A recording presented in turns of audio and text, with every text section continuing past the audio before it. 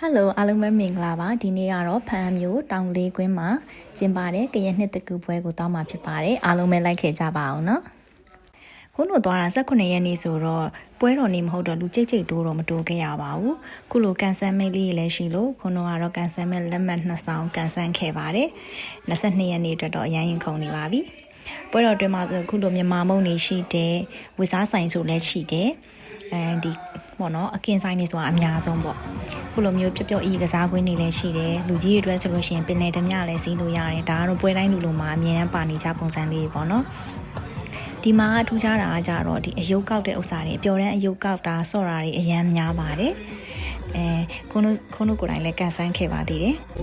အယုတ်ဖြစ်တာ၄ရုပ်မှာ၁ရုပ်ပဲဖြစ်ခဲ့တဲ့အတွက်ကြောင့်ဘာရုပ်မှမရခဲ့ပါဘူးအမှတ်တရလေးပေါ့နော်အပျော်လေးပေါ့ခုလိုတစ်ပင်မှာစားစရာလေးချိတ်တွဲထားတာသူတို့ကရင်ရိုးရာဓလေ့လို့ထင်ပါတယ်